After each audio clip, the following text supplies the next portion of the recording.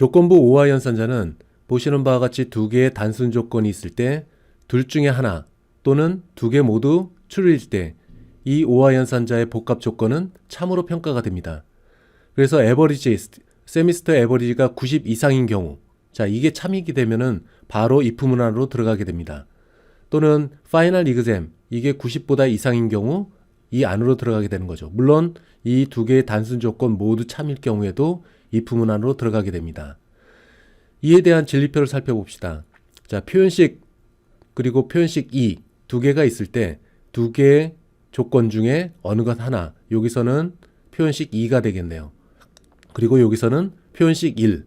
이게 참이 되면은 이 오화 연산자의 복합 조건은 참으로 평가가 됩니다. 두 개 모두 false 있을 때만 이 복합 조건은 false가 되는 거죠. 앞에서 우리는 두 개의 단순 조건을 and 연산자를 사용해서 복합 조건을 평가를 냈습니다. 또한 바로 조금 전에는 오화 연산자를 사용해서 두 개의 단순 조건을 평가를 냈어요. C샵에서는 이와 같은 복합 조건에 대해 단락회로 평가라는 개념을 도입하고 있습니다. 예를 들어서 AND 연산자인 경우에는 보시는 바와 같이 직렬로 연결이 되어 있습니다. 두 개 모두 참이 돼야 불이 켜지게 되겠죠.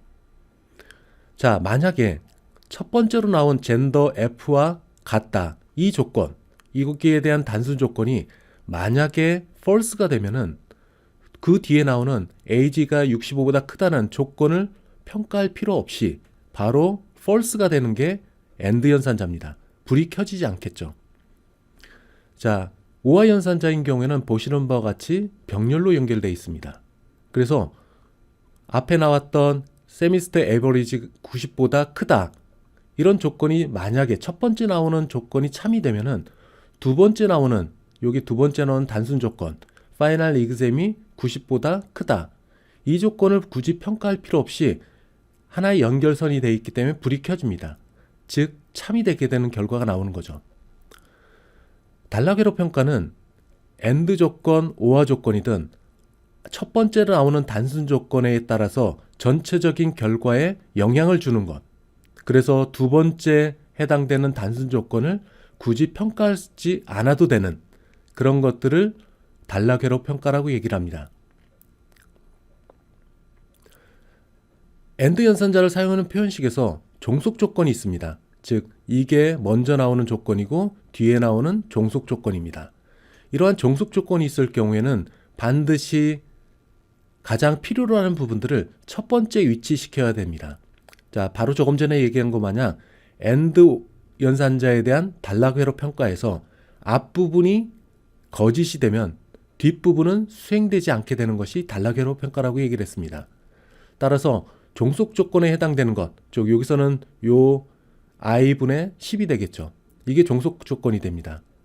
따라서 제일 중요한 평가에서 이 종속 조건에 먼저 선행돼야 될 것들을 이 첫 번째 조건에 위치시키는 것이 필요합니다. 그래서 여기서 i가 0보다 같지 않다, 이게 거짓이 되면은 뒤에 있는 이 조건이 평가되지 않는 것이 단락회로 평가라고 얘기를 했습니다. 그래서 이게 참인 경우를 먼저 확인한 다음에 뒤에 나온 종속 조건 i가 0이 아닌 경우에 i분의 10을 수행을 해서 그것이 이와 같은지 이런 것들을 평가하는 것이 필요합니다. 만약 그렇지 않은 경우 이게 뒤바뀌게 되면은 0 나누기 오류가 발생될 수가 있습니다.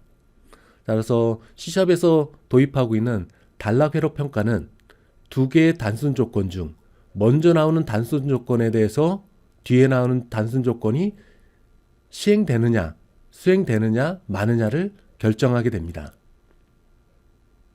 앞에 나오는 AND 연산자와 오화 연산자는 단락회로 평가를 수행을 하게 됩니다. 즉 단락회로라는 것은 첫 번째 나오는 단순 조건의 결과에 의해서 전체 복합 조건의 결과에 영향을 주는 것, 그래서 때에 따라서는 두 번째 단순 조건이 수행되지 않을 수도 있다는 것, 이게 단락회로 평가입니다. 여기 나오는 AND 연산자와 연산자는 보시는 바와 같이 기호가 한 개씩 있습니다. 자, 한 개씩 있는 연산자는 반드시 첫 번째 단순 조건을 수행하고 두 번째 단순 조건도 반드시 수행해야 되는 것, 자, 이것이 부울롤리 AND 연산자 그리고 부울롤리 OR 연산자라고 얘기를 합니다. 자, 2개씩 있을 경우에는 단락회로 평가가 수행되고 1개씩 있을 경우에는 단락회로 평가를 수행하지 않고 두 번째 조건도 반드시 평가되는 것.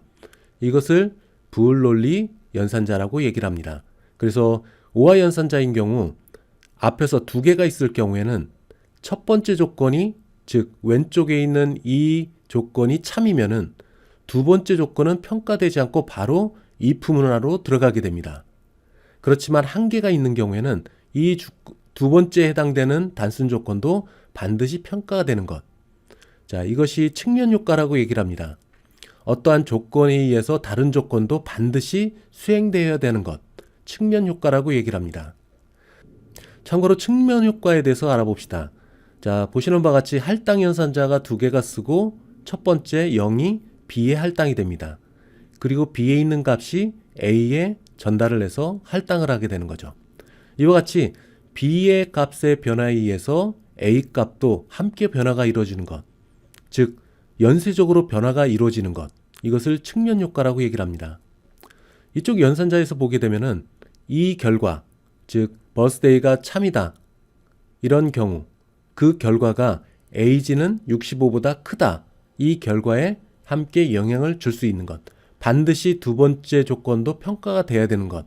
이것을 측면 효과라고 얘기를 하고 있습니다. 어쨌든 기호가 2개 붙은 것은 논리회로 평가를 수행을 하는 거고, 즉 때에 따라서는 두 번째 조건이 평가가 되지 않을 수도 있다는 것. 그리고 1개 있는 경우에는 반드시 왼쪽에 있는 조건이 어떠한 결과가 나오더라도 오른쪽에 있는 이 조건식도 반드시 평가가 되는 것.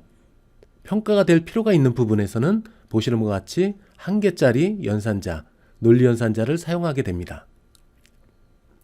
조건에 대한 명확성을 확보를 하기 위해서 측면 효과에 대한 표현식은 피하는 것이 좋다고 일반적으로 얘기를 하고 있습니다. 직관적으로 봤을 때는 측면 효과, 즉 2개의 조건을 함께 평가를 하는 것. 자, 이것은 현명하게 보일 수는 있지만은 프로그램에서는 약간의 어떠한 논리 오류를 발생시킬 수가 있게 됩니다. 따라서 일반적으로 C# 프로그램 할 때는 이렇게 1개짜리 논리 연산자를 쓰는 것은 피하는 것이 좋다라고 얘기를 하고 있습니다. 결국에는 논리 회로 평가를 우선적으로 하고 그리고 측면 효과를 기대하는 논리 연산자는 피하는 것이 좋다라고 얘기를 하고 있습니다. 부울롤리 베타 연산자는 2개의 조건 표현식 가운데, 즉 왼쪽과 오른쪽 표현식 가운데 2개 모두가 각각 true와 false, false와 true인 경우에만 참이 결과가 나옵니다. 이 진리표를 한번 볼까요? 보시는 바와 같이 둘 다 모두 false인 경우와 둘 다 참인 경우 이 결과는 false가 됩니다. 2개 표현식 가운데 서로 엇갈리는 표현식 결과가 나오면 그 결과는 참이 됩니다. 이것을 부울롤리 베타 연산자라고 얘기를 합니다. 논리 부정 연산자는 그 조건의 의미를 반대로 평가를 하게 됩니다. 여기 나와 있는 것 마냥 그레이드와 센티널 밸류가 같다라는 거에 반대, 거짓이죠. 그런 결과를 만들어내는 것. 이것을 논리 부정 연산자라고 얘기를 합니다. 논리 부정 연산자는 이렇게 같다와 아니다라는 것을 이렇게 나눠서 쓸 수도 있지만 합쳐서 보시는 것 같이 not는 연산자를 사용할 수가 있겠습니다. 위에서 나온 코드와 아래에서 나온 코드는 동일한 내용입니다. 따라서 표현식이 거짓일 때는 결과는 참이 되고 표현식이 참일 경우에는 결과는 false가 됩니다. 이것이 not 연산자입니다.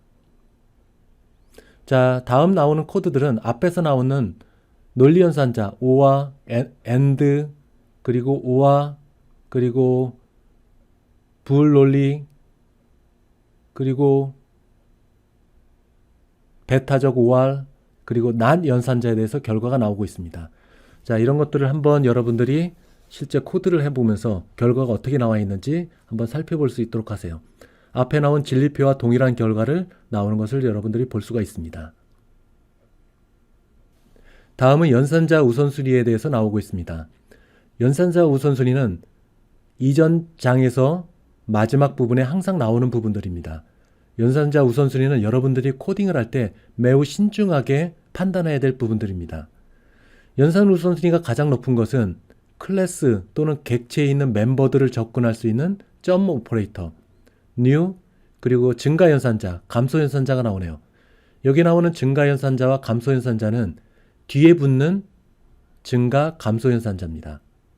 두 번째 우선순위가 높은 것은 앞쪽에 붙는 증가 연산자, 앞쪽에 붙는 감소 연산자, 그리고 양의 수를 의미하는 플러스, 그리고 음수를 얘기하는 마이너스, not, 그리고 형변환, 뭐 더블에서 인티저로, 인티저에서 더블로 변하는 형변환 연산자, 그것이 두 번째 우선순위에 있습니다. 그 아래에 있는 것들은 뭐 곱하기 나누기 등등, 그리고 not 연산자는 이 부분에 나오네요.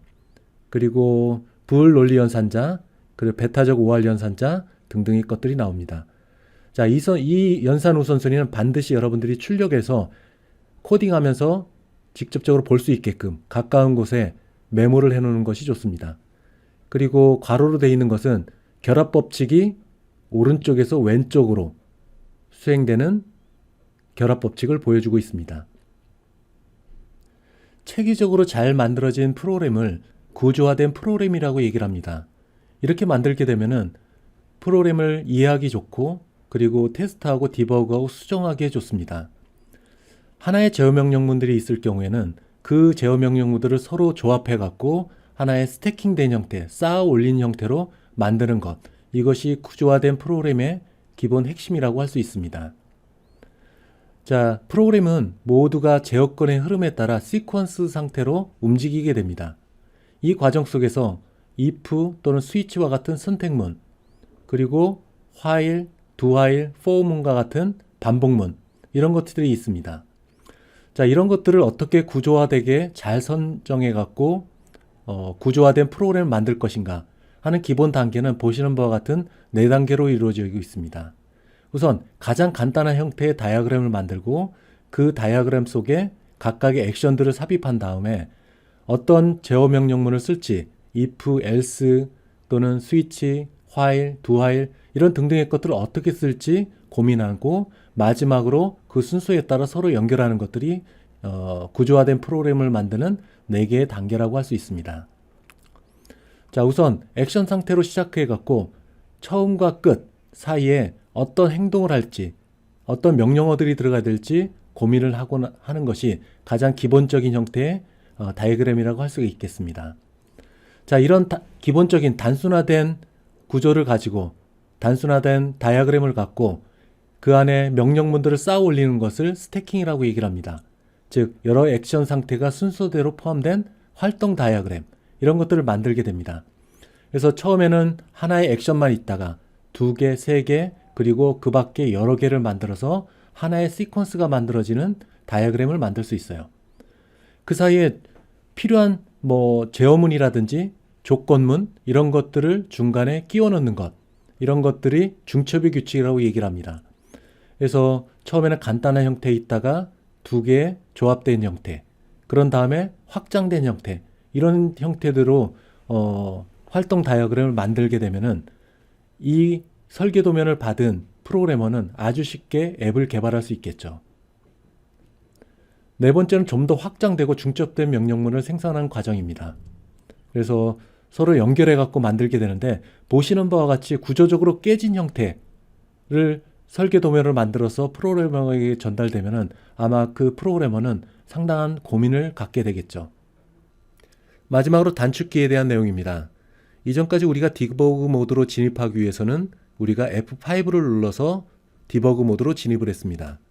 이제는 F10과 F11을 사용해서 디버그 모드로 진입하겠습니다. 자, 여기서 보는 바와 같이 이전에는 F5를 눌렀지만 이제는 F10을 누르겠습니다. F10을 누릅니다. 자, 이렇게 되면 제어권이 디버그 모드로 들어가서 제어권이 첫 번째 지점에, 즉 프로그램이 시작되는 첫 번째 지점 8번째 줄에 멈춰서 있습니다. 여기서 F10을 한 번 더 눌러봅니다. 그러면 다음 명령줄, 즉 10번째 줄로 이동하게 될 겁니다. 자, 이와 같이 F10은 한 줄 한 줄 제어권의 흐름을 한 줄 한 줄씩 추적하기 위해서 사용하는 단축키입니다. 자, F10을 한 번 더 눌러보겠습니다. 그렇게 되면은 13번째 줄로 이동하게 될 겁니다. F10을 누릅니다. 자, 이렇게 한 줄 한 줄 제어권의 흐름을 추적할 때 사용하는 것이 F10입니다. 자, 컨트롤 F10은 커서의 위치 지점까지 바로 제어권이 이동을 하게 됩니다. 자, 17번째 줄로 커서의 위치를 변경시켰습니다. 현재 깜빡이는 위치가 보이시죠? 중간에 있는 16번째 줄은 스킵하고 17번째 줄에서 제어권이 멈추게 될 겁니다. 컨트롤 F10. 자, 그럼 17번째 줄로 왔습니다. 그리고 F10을 한 번 더 눌러보면은 사용자로부터 값을 입력하는 부분까지 진입을 하게 되겠죠. 자, 여기서 자, 이렇게 하고 엔터를 칩니다. 자, 18번째 줄에 제어권이 왔습니다. 이제는 F11을 눌러서 My Account에 있는 Set Name 메소드로 진입을 하는 방법을 설명하겠습니다. 자, 이때는 다음 줄로 넘어가게 돼 F10을 누르게 되면은 21번째 줄로 이동하게 될 겁니다. 대신 11번째 줄 F11을 선택을 하게 되면은 My Account에 있는 Set Name 메소드로 들어가게 됩니다. 즉, 현재 있는 함수 또는 메소드로 진입할 때 F11을 누르게 됩니다. 자, F11을 눌러보겠습니다. 그러면 Set Name 메소드로 들어갔습니다. 그리고 F10을 다시 눌러봅니다. 다음 줄로 넘어가죠. 자, 이와 같이 어떤 특정 위치에서 메소드로 진입을 할 때는 F11을 누르게 됩니다. 자, 그 다음에 Shift F11을 누르면은 현재 setName 메소드에서 다시 이 setName 메소드를 호출했던 클라이언트 쪽으로 이동을 하게 됩니다. 컨트롤 F11.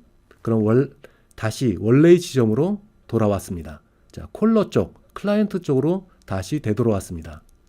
그리고 F10을 누르면은 21번째 줄로 이동하게 될 겁니다. 자, 이와 같이 제어권을 한 줄 한 줄 이동을 할 때는 F10, 그리고 커서, 사용자가 마우스로 지정한 커서 위치까지 이동할 때는 컨트롤 F10, 그리고 메소드로 진입할 때는 F11, 해당 메소드로 들어가서 다시 원래 지점으로 나올 때는 Shift F11을 누르면은 이 메소드를 호출했던 지점으로 다시 되돌아오게 됩니다. 자, 이렇게 해서 프로그램을 종료를 하게 됩니다. 자, 이 단축키들은 아마도 여러분들 실습 문제를 풀 때 가장 유용하게 쓰는 방법이라고 할 수가 있겠습니다. 자, 6장 강의를 마치도록 하겠습니다.